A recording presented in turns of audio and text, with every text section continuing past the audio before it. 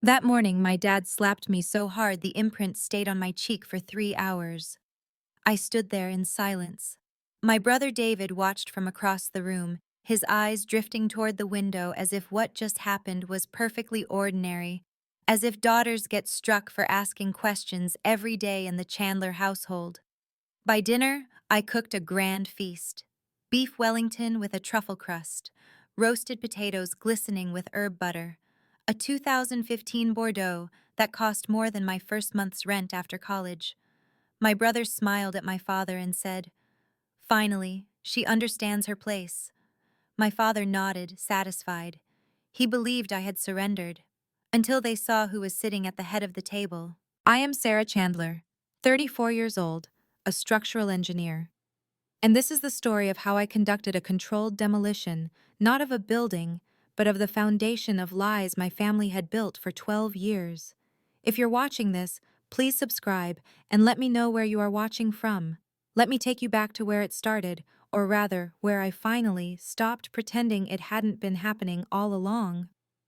3 weeks before that slap, I woke up at 5:30 a.m. in my Boston apartment, the same way I had for the past decade.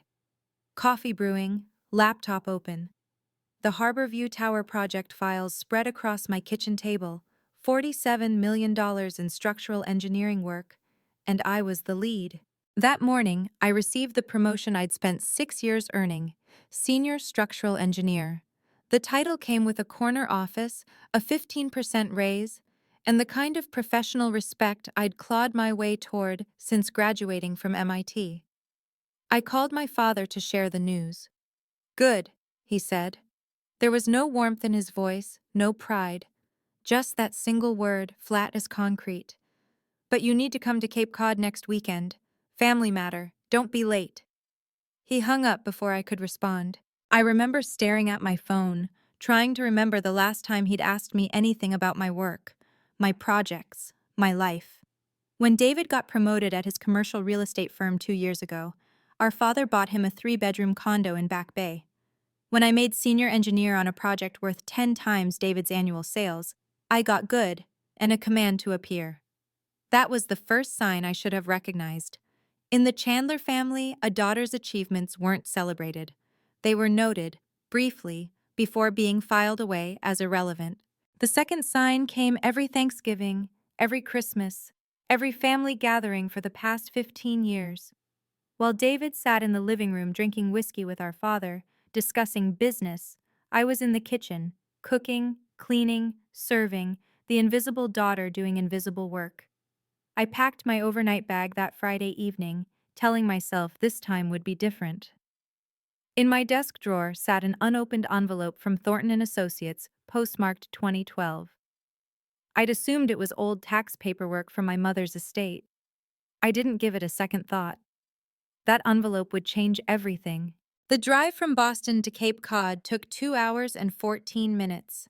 I know because I counted every one of them, my knuckles white against the steering wheel, a familiar knot tightening in my stomach.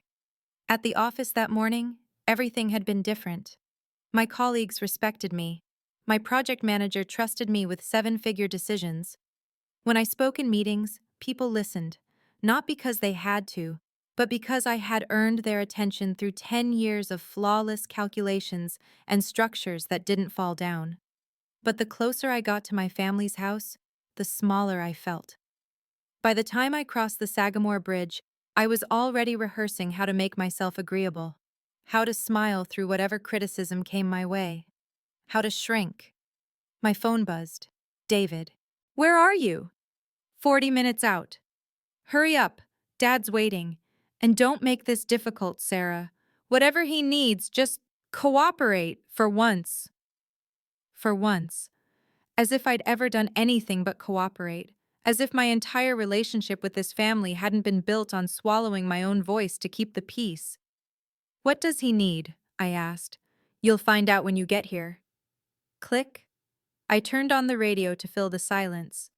A news report caught my attention. Something about SEC investigations into Boston area venture capital firms. Alleged insider trading, market manipulation. I listened with half an ear, not connecting the dots. Not yet. When I pulled into the gravel driveway of the Cape Cod house, I noticed an unfamiliar car parked near the entrance. A black Mercedes sedan, sleek and expensive. The vanity plate read, MRDN Cap. I didn't know what those letters meant. I would learn soon enough. The house smelled like old money and older secrets. Oak paneling, leather furniture. My mother's antique clock still ticking on the mantel, though she'd been gone for 5 years now. I found my father in his study, seated behind the mahogany desk that had belonged to 3 generations of Chandler men.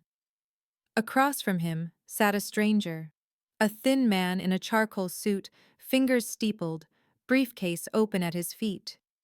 When I entered, they both looked up with the expression of people interrupted mid-conspiracy. "Sit down," my father said. "No hello, no how was the drive."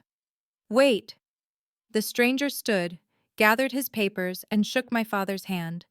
"I'll have the documents finalized by Monday, Gavin. We just need the signature."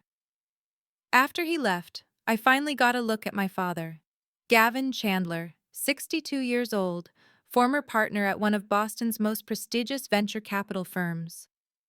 His study walls were covered with the proof of his success: framed awards from investment associations, photographs with senators and CEOs, his Harvard Business School diploma positioned at eye level for anyone who entered. But something was different. His jaw was tight. His eyes carried a sharpness I'd seen before. Only in the worst times, when deals fell through or markets turned. David stood in the corner, tumbler of whiskey in hand, watching me with an expression I couldn't read. Warning? Contempt? Both? "Who was that man?" I asked. "Raymond Wells, financial broker." My father slid a stack of papers across the desk. "This is what I need from you." I picked up the documents. Second mortgage application. Property: Chandler Family Trust, Cape Cod residence. Principal amount: $1,200,000. Interest rate: 9.8%. Term: 5 years. And at the bottom, a signature line labeled, "Trustee authorization required." "Sign it," my father said. "Tonight." "I don't understand. If you own the house, why do you need my signature?" His face reddened. "Don't ask questions, Sarah. Just sign." I read the document again, slower this time. My engineer's eye caught details that didn't belong. The form required authorization from the trustee of the Chandler Family Trust. In the space where a name should have been typed, someone had crossed out Eleanor M. Chandler with black ink and handwritten Sarah E. Chandler above it. My mother's name, replaced with mine. "Dad, this says I'm the trustee." I looked up. "That can't be right. You've owned this house since Mom died." "The lawyers made a mistake years ago. We're correcting it now."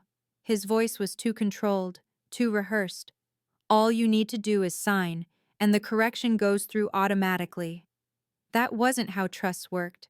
I didn't need a law degree to know that. "What's the money for?" I asked. David stepped forward. "Sarah, don't make this harder than it needs to be. Dad's under a lot of pressure right now. The details aren't your concern." "$1.2 million isn't a detail, David. It's a second mortgage on a property worth—" I glanced at the appraisal attached.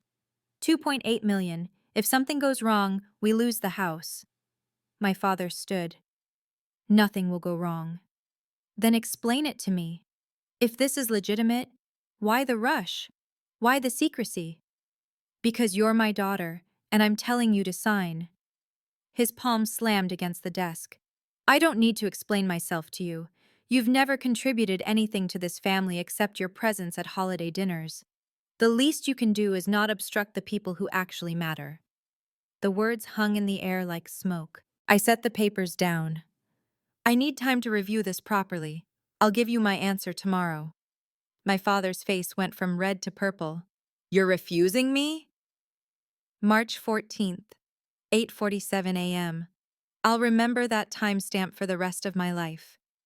I came downstairs after a sleepless night, determined to have a calm, rational conversation. I'd prepared questions. I'd practiced keeping my voice level. I thought if I could just explain my concerns clearly enough, my father would understand. They were waiting for me in the living room, my father in his armchair, David standing behind him like a soldier awaiting orders. I reviewed the documents, I began. I have questions about the terms, the interest rate, and specifically why this requires a trustee signature when— Enough! My father rose. I've had enough of your interrogation. You are my daughter. You don't have the right to question me in my own house. Dad, I'm not trying to— The slap came without warning. His open palm connected with my left cheek, with the force of 62 years of entitlement behind it. The crack echoed off the walls. I stumbled backward, catching myself on the armrest of the sofa, my vision blurring from the shock more than the pain. For a moment, no one moved. I looked at David, my brother, the person who had taught me to ride a bike when I was 7, who had held my hand at our mother's funeral. He turned his gaze toward the window. If you weren't so stubborn, he said quietly, none of this would have happened. You always have to make things difficult. Mom's gone, Sarah.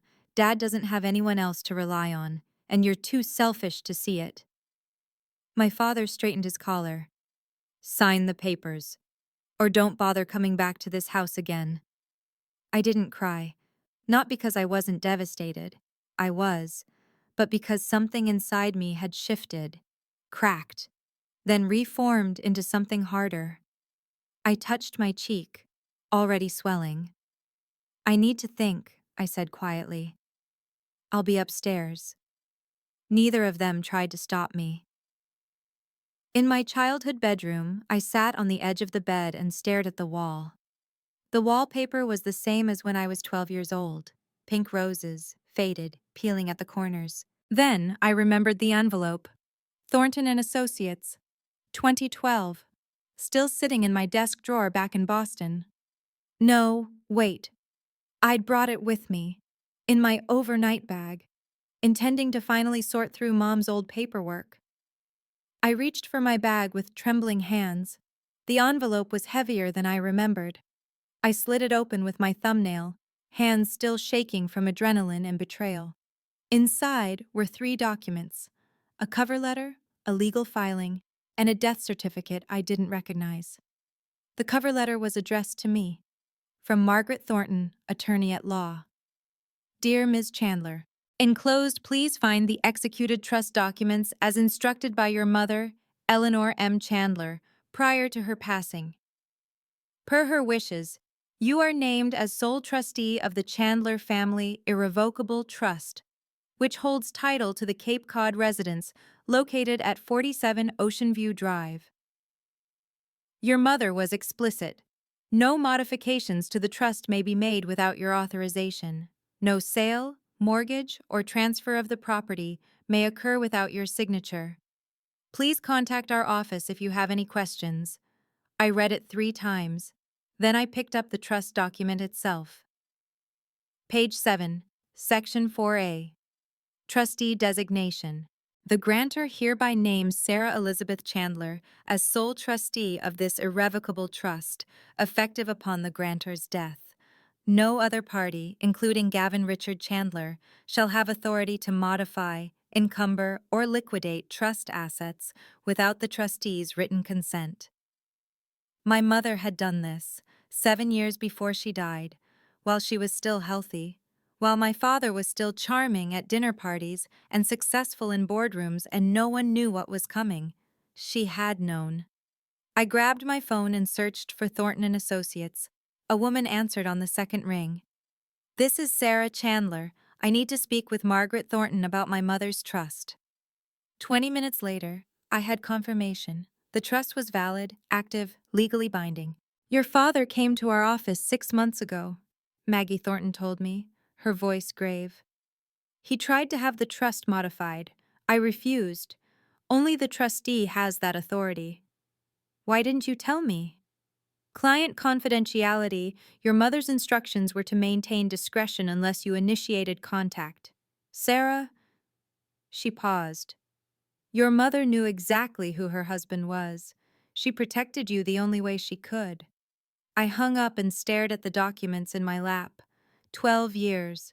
12 years of believing I had no power, My mother's old laptop was still in the house. I found it in the closet of what used to be her sewing room, buried under boxes of fabric and forgotten photo albums. The password was the same as it had always been: my birthday. I didn't know what I was looking for. Maybe just something that would help me understand how the woman I remembered, gentle, accommodating, always deferring to my father, had secretly maneuvered to protect me from beyond the grave. Her email inbox was mostly spam and expired newsletters, but in the sent folder, I found a conversation from 2018, 1 year before she died. To M. Thornton at thorntonlaw.com. Subject: Concerns. Maggie. I need you to ensure Sarah is protected no matter what happens. I've watched Gavin become someone I don't recognize. The gambling is worse than I told you. The lies are constant. He's involved in things I don't understand, but I know they're dangerous. If anything happens to me, make sure she gets the trust documents. Make sure she knows the house is hers. Gavin will try to take it. I'm certain of that now. She deserves better than what I gave her. I was too afraid to fight while I was alive, but I won't let him hurt her when I'm gone.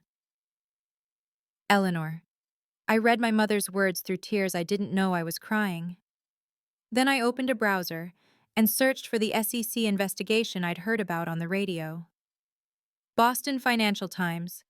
SEC expands probe into alleged market manipulation at multiple VC firms. One name appeared in the article's second paragraph: a company called Meridian Capital, allegedly the victim of a coordinated short-selling scheme that had cost them $2.3 million in 2019. The vanity plate outside flashed through my mind. MRDN Cap, Meridian Capital. My phone buzzed. Unknown number. A woman's voice. Ms. Chandler? My name is Eleanor Vance. I'm the CEO of Meridian Capital. We need to talk about your father. We met the next morning at a cafe in Provincetown, 40 minutes from the house. I told my father I was going for a drive to clear my head. He seemed pleased by my apparent submission. Eleanor Vance was not what I expected. 55 years old, silver-haired, with the bearing of someone who had survived wars both corporate and personal. She ordered black coffee and got straight to the point. Your father destroyed my company's stock price in 2019. He spread false information through back channels, then shorted our shares before the crash. He made $2.3 million in 3 days.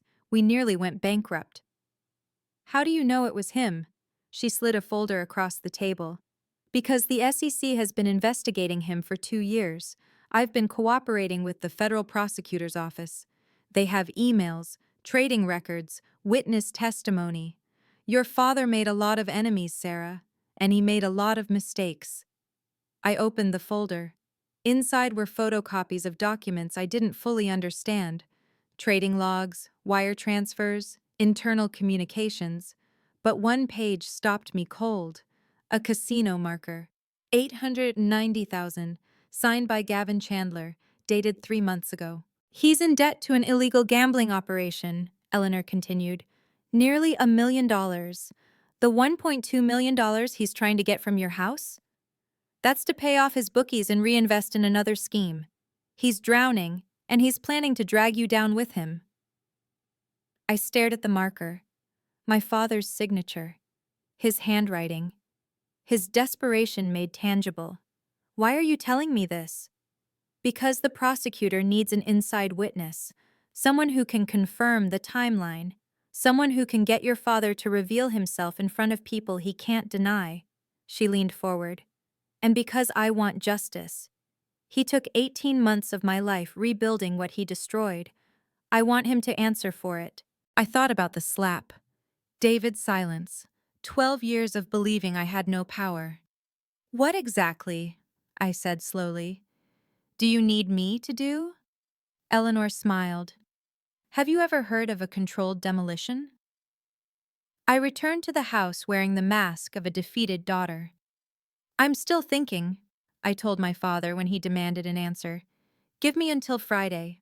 I want to make sure I understand everything before I sign. Friday was March 21st. He accepted the deadline with poorly concealed impatience. What followed was the longest week of my life. Every day, my father and David applied pressure in different ways. Gavin used guilt. Your mother would be ashamed of how you're tearing this family apart. David used fear. If Dad goes under, we all go under. Is that what you want? On Wednesday, I discovered my father had called my firm. He'd spoken to the HR director, casually mentioning that I was experiencing family difficulties and might need extended leave. When I confronted him, he smiled. I'm looking out for your interests, Sarah. You've been stressed. People are starting to notice. On Thursday, Victor Harrington called me. Victor was one of my father's oldest business partners, a white-haired man with old money manners who had known me since I was 6 years old. Sarah, dear, I'm just calling to check in. Your father mentioned you've been resistant to some family decisions. I hope you know that cooperation is always the wisest path. Families that fight in public rarely recover. The subtext was clear: sign the papers or your reputation won't survive. That night, I received an email from Preston Hayes, Assistant United States Attorney, District of Massachusetts. Ms. Chandler. Ms. Vance has briefed me on your willingness to cooperate. I'd like to arrange a meeting at your earliest convenience. We have audio recordings from your father's communications with his gambling contacts. These recordings are damaging, but not conclusive on their own. We believe a controlled environment, where your father reveals his intentions in front of witnesses, would be invaluable. Are you prepared to proceed? I typed my response without hesitation. I'm ready. Tell me what you need. The reply came within minutes. We'll need a guest list, somewhere your father feels in control, and an occasion he can't refuse. I met Preston Hayes in person at the Federal Building in Boston. He was younger than I expected, late 40s, with close-cropped gray hair and the steady gaze of someone who had spent his career separating lies from truth. We have enough to prosecute, he said, sliding a file across his desk. Securities fraud, market manipulation, money laundering through the gambling debts. Your father is looking at 15 to 20 years. Then why do you need me? Because a conviction is stronger with witnesses, and because your father has spent 30 years building a reputation. Juries like seeing the mask come off in real time. He leaned back. You mentioned he wants you to sign over the house. If he believes you're going to cooperate, he'll let his guard down. If the right people are watching when he does. The plan took shape over the next 3 hours. A dinner at the Cape Cod house, positioned as a family reconciliation before I signed the documents. My father would invite his business partners, the people whose respect he craved, and I would invite some guests of my own.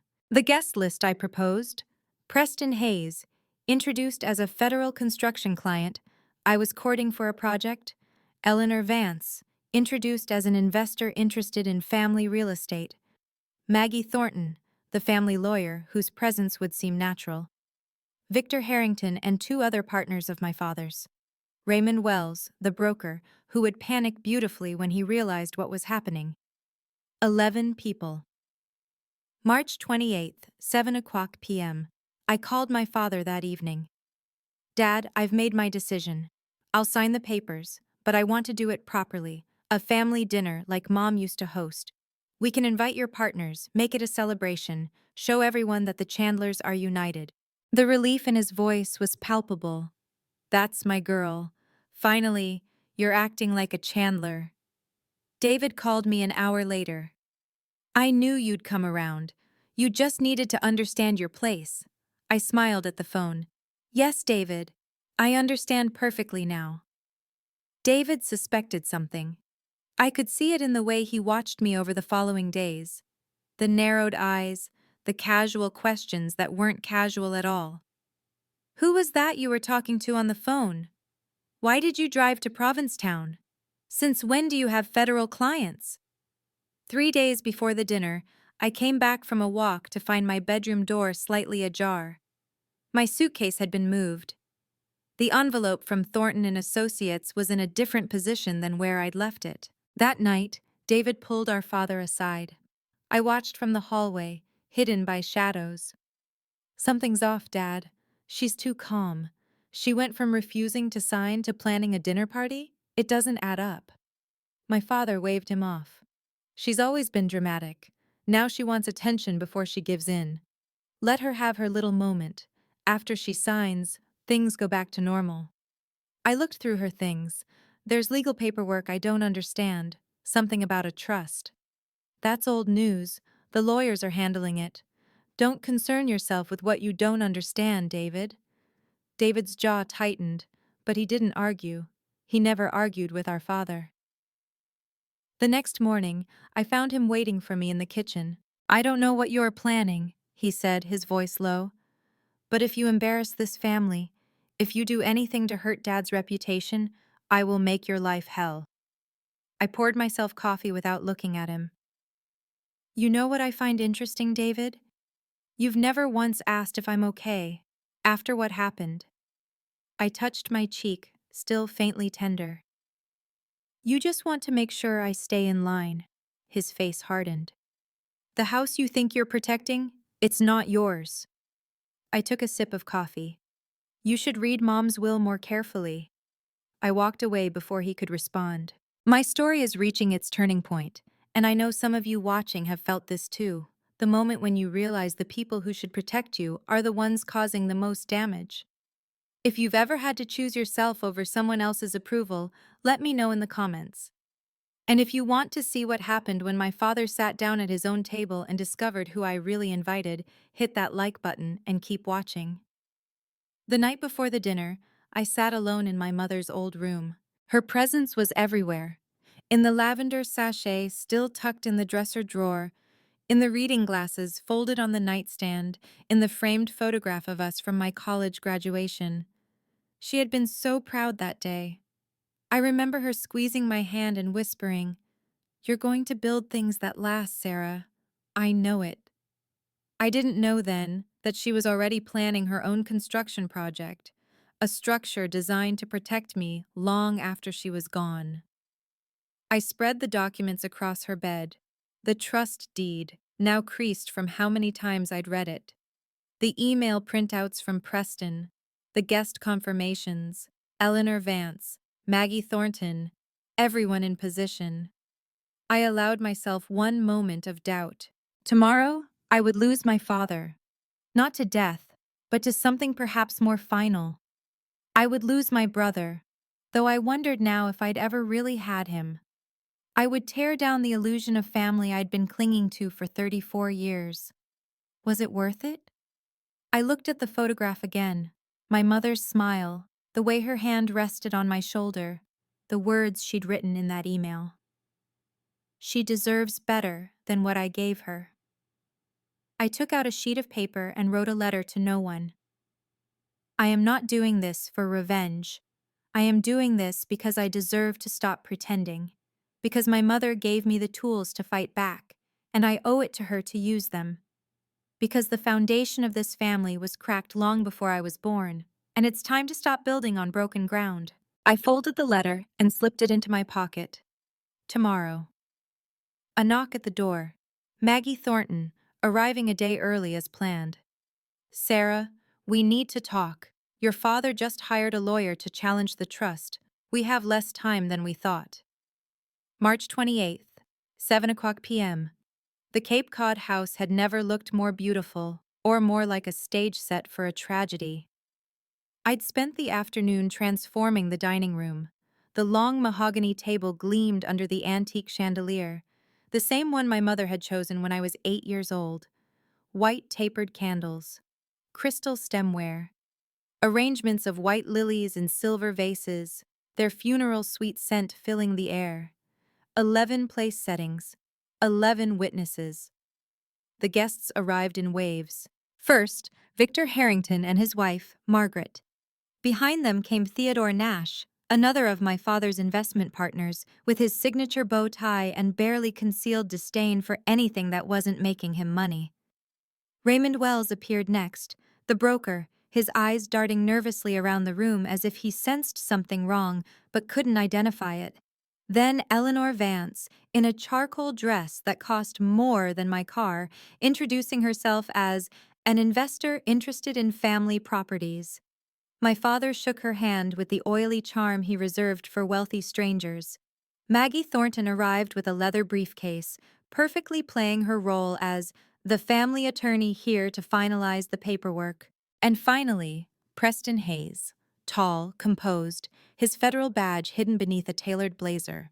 I introduced him as a major client from a government construction project I'm courting. My father beamed. The room was full of the people he most wanted to impress. His daughter was about to sign away her inheritance.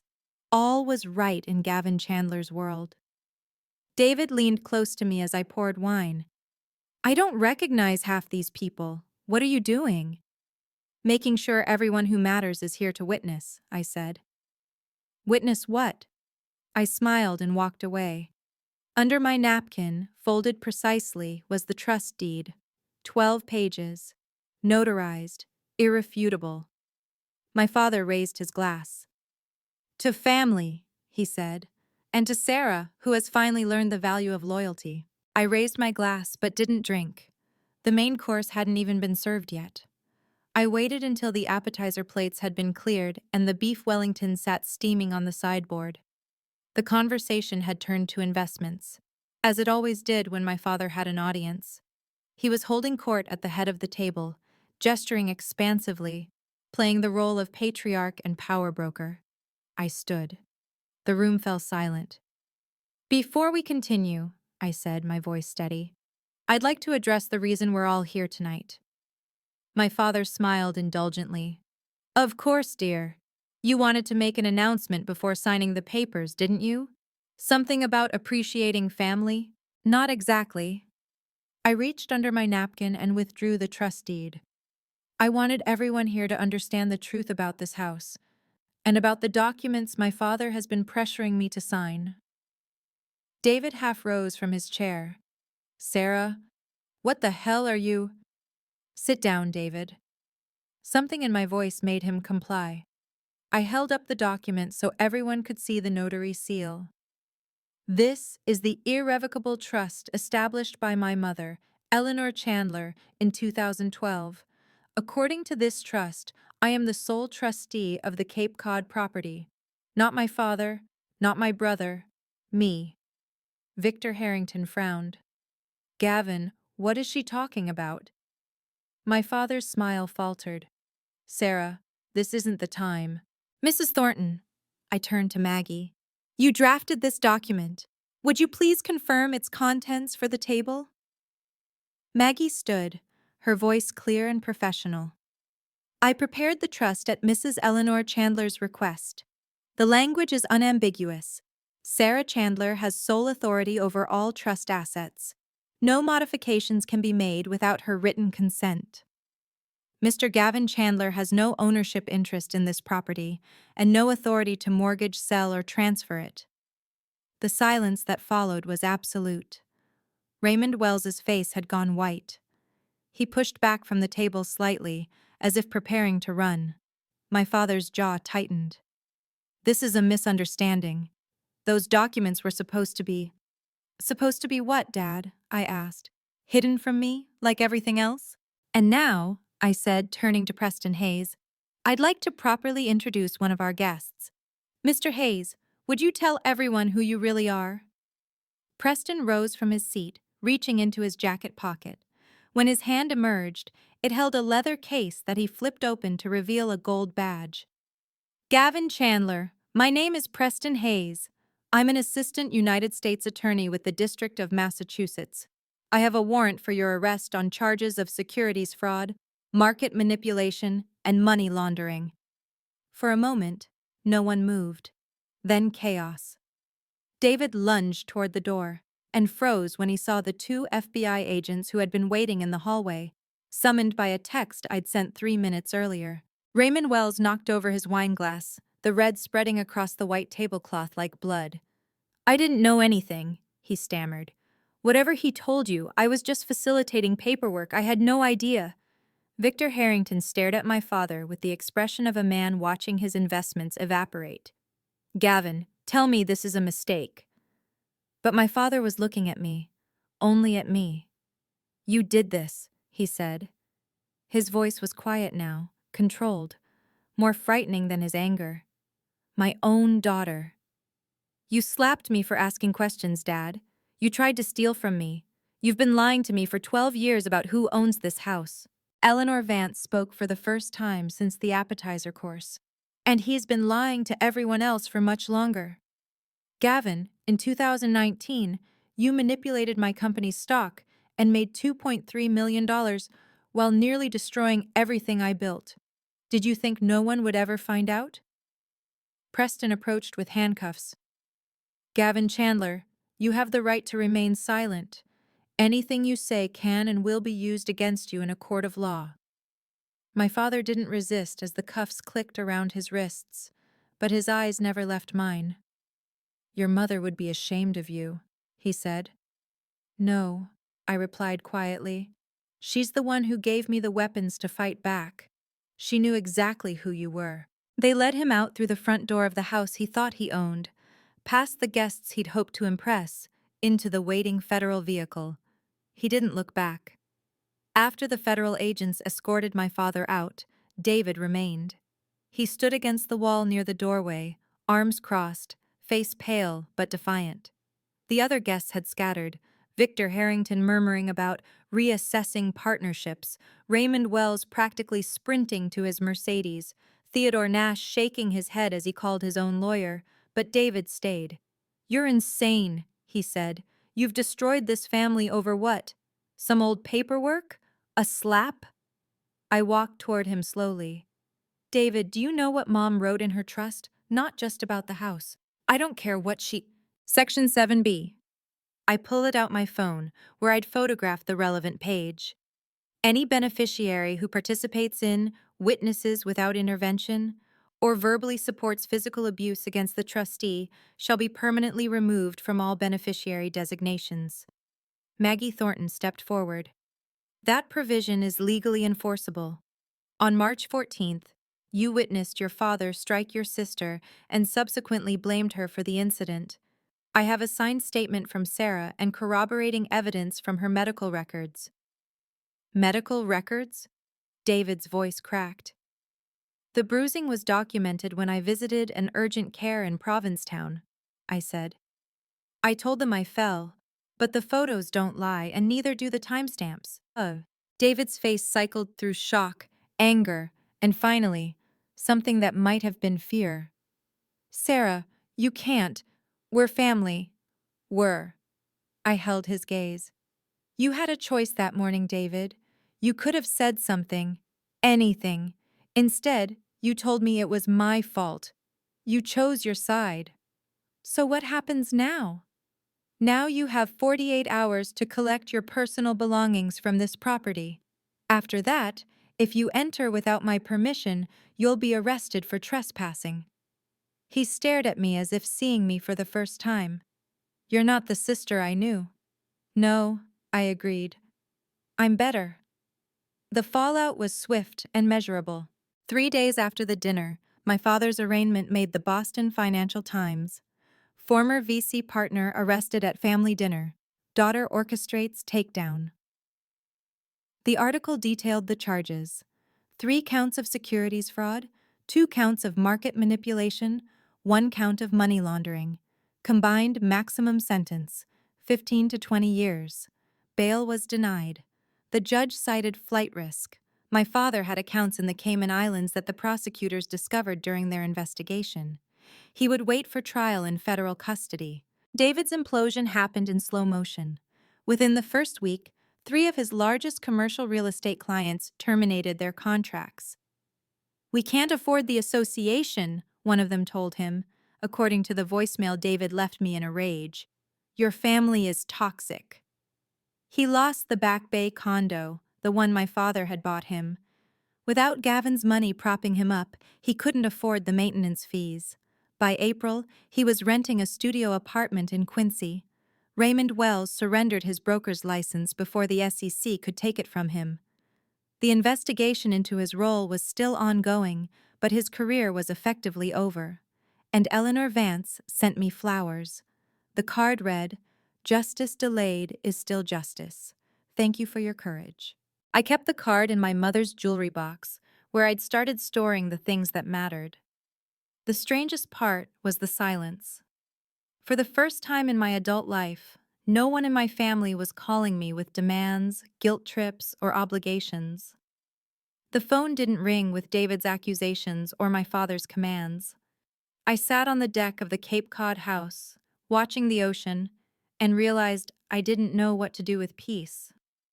It had been so long since I'd experienced it that the quiet felt almost threatening. My phone buzzed. A text from Eleanor Vance. "When you're ready, I'd like to discuss something. Dinner next week?" I typed back, "I'm ready now." The first night I spent alone in the Cape Cod house, I cried for 3 hours. Not because I regretted what I'd done, because I was mourning what I'd lost, or rather, what I'd finally admitted was never really mine. I had wanted so badly for my family to be something it wasn't, for my father to be proud of me, for my brother to protect me, for the Chandler name to mean something beyond money and manipulation. At 3 a.m., I called Olivia Harper, my closest friend from MIT, the person who had listened to my family complaints for 15 years without ever telling me what I already knew. "I don't understand how I feel," I said. "I should be relieved, or triumphant, or something, but I just feel empty." "Sarah," Olivia's voice was gentle, "you didn't just expose your father. You buried the version of him you'd been hoping existed. That's not emptiness, that's grief." "But I did the right thing." "Absolutely, and doing the right thing can still break your heart." We talked until sunrise. About the mother I'd lost twice, once to cancer, once to the realization of how much she'd been hiding from me. About the brother I'd never really had. About the father I'd been trying to earn love from for 34 years. The next morning, I found a letter in my mother's nightstand. Maggie Thornton had left it there the night before the dinner, as she'd been instructed to do when the time was right. "My dearest Sarah, if you're reading this, it means you found your strength. I'm sorry I wasn't brave enough to fight while I was alive, but I knew you would be. You were always the builder in this family, the one who understood that foundations matter. I am so proud of you. Mom." I pressed the letter to my chest and let myself cry again. But this time, the tears felt different. They felt like permission. I know many of you watching have experienced the same kind of loss, not from death, but from realizing that the people who were supposed to love you never really could. If my story has touched you, please share this video with someone who needs to hear it. And don't forget to subscribe for the final part of my journey. The best is still to come. 2 weeks after the dinner, David requested a meeting. I agreed, against my better judgment. We met at a coffee shop in neutral territory, a place in the Back Bay where neither of us had memories. He looked diminished. The expensive watch was gone. The confident posture had collapsed. He ordered black coffee and stared at the table for a full minute before speaking. "I came to apologize." I said nothing. I waited. I didn't realize how serious things were. I was just following Dad's lead. "I thought you were being dramatic, like always. I didn't know about the gambling debts. I didn't know about the trust." "You knew he hit me." David flinched. "I should have said something." "But you didn't." "I was scared of him too, Sarah. I know that's not an excuse, but—" "You're right." I set my coffee cup down. "It's not an excuse, and that's not actually an apology." "What?" "An apology takes responsibility. You just told me why you made choices. You didn't say you were wrong. You didn't say you'd do anything differently. You just explained why I should understand." I stood. "That's not the same thing, David." His face hardened. "So that's it? You're just cutting me off? Forever?" "I'm setting a boundary. If you want a relationship with me, a real one, not the one where I do what you want and you ignore what I need, then you need to actually change." not just apologize for getting caught. I gathered my things. You can contact me through my lawyer if there are legal matters.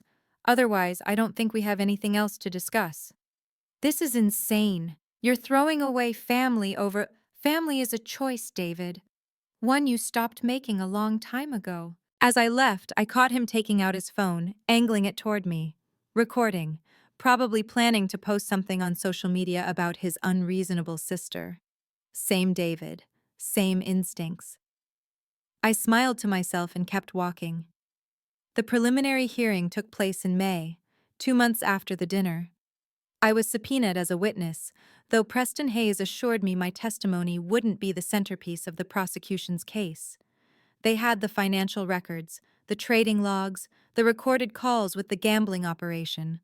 My role was simply to establish the timeline and confirm my father's state of mind. The federal courthouse in Boston was a study in institutional gravity: marble floors, wood-paneled walls, American flags flanking the judge's bench.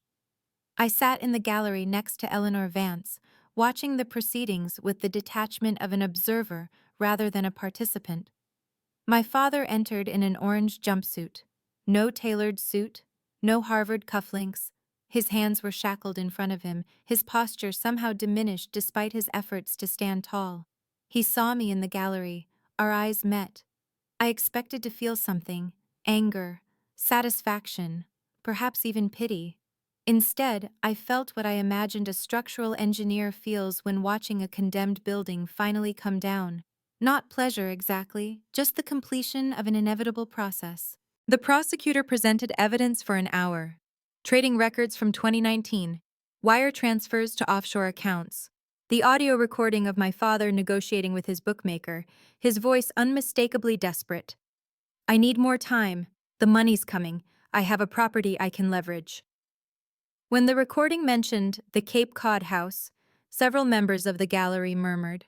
The judge ruled there was sufficient evidence to proceed to trial. Bail was denied for the second time.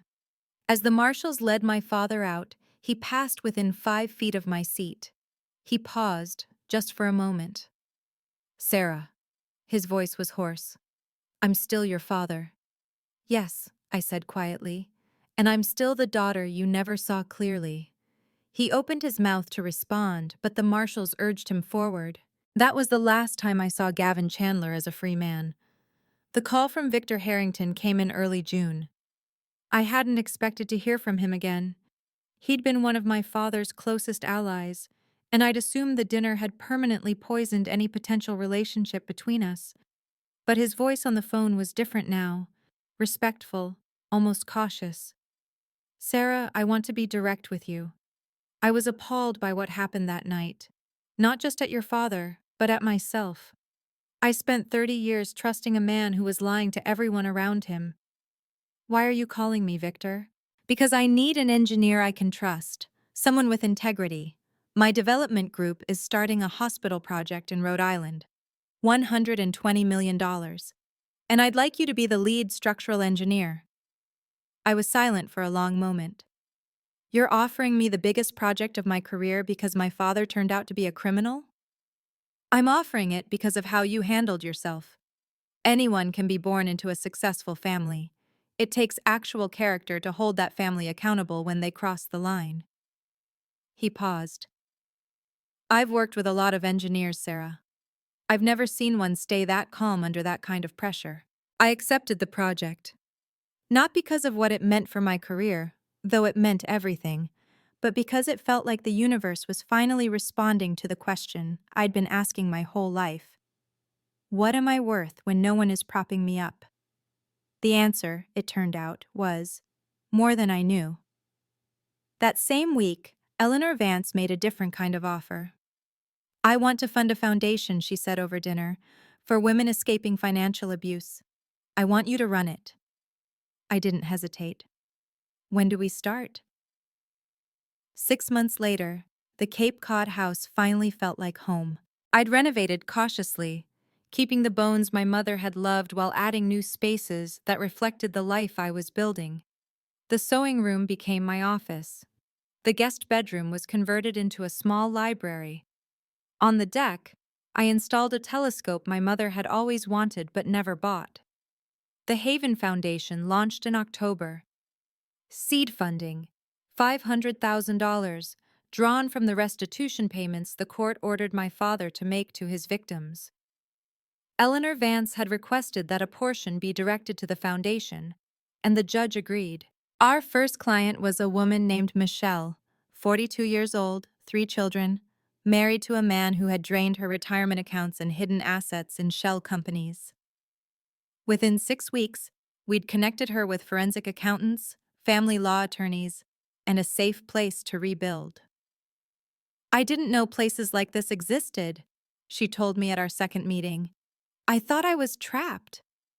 I know the feeling, I said. I was too, until someone showed me the door. The hospital project in Rhode Island broke ground in November. I stood on site as the first beams were lowered into place, watching the skeleton of something permanent take shape against the winter sky. David had stopped calling. I heard through mutual acquaintances that he was struggling. His real estate business had collapsed. His reputation never recovered. Part of me wondered if he ever thought about that morning, if he ever regretted not speaking up. But most of me had moved on. The family I had now wasn't defined by blood. It was defined by the people who showed up. Olivia, Eleanor, Maggie, the women we helped through Haven. We weren't related, but we were family. On the anniversary of my mother's death, I sat on the deck and wrote her a letter. The ocean stretched out before me, gray and endless under the November sky. I could hear the wind through the dune grass, the same sound that had lulled me to sleep every summer of my childhood. Mom, I did what you asked me to do. I protected the house. I protected myself. And I built something from the ruins, not just a career or a foundation, but a life that actually belongs to me. I still don't know if you'd be proud or heartbroken. Maybe both. I think you'd understand that sometimes those two things aren't opposites. I've stopped waiting for Dad to change. I've stopped hoping David will wake up. I've stopped believing that family is something you're owed just because you share DNA. You taught me that the foundation matters most, that the things we build are only as strong as what we lay beneath them. I'm building on solid ground now. I love you. I wish you were here to see it. Sarah. I folded the letter, carried it to the fire pit, and set it alight. The flames curled the paper's edges, turning my words into ash and smoke. The wind lifted the ashes toward the ocean. I watched them scatter until there was nothing left, and for the first time since all of this began, I felt something other than grief or anger or determination. I felt peace. Morning, early December. The sun was just breaking over the Atlantic, painting the Cape Cod house in shades of gold and rose. I stood in the doorway, coffee in hand, wearing the new coat I'd bought myself for no reason other than that I wanted it. The updated trust document sat on the kitchen table next to the Haven Foundation's first annual report. On the wall, in a new frame, was my mother's photograph. The one from my graduation, her hand on my shoulder, her smile full of something I hadn't recognized until now. Pride. The drive to Rhode Island would take 2 hours. The hospital project team was meeting at 9. My phone showed 3 emails from potential Haven clients, 2 from colleagues, and 1 from Eleanor Vance with a subject line that read, "Dinner next week?" I smiled. Not a triumphant smile, not a victorious one. Just the smile of someone who had finally stopped surviving and started building. I am Sarah Chandler. I am a structural engineer. My job is to build things that withstand storms. And I finally learned to apply that to myself. Thank you for staying with me through this entire journey. If you've ever had to set boundaries with family, if you've ever had to choose yourself over their expectations, you're not alone. Drop a comment and tell me your story. And if you want to hear more about justice, healing, and finding your own strength, check out the videos in the description below. I'll see you in the next story.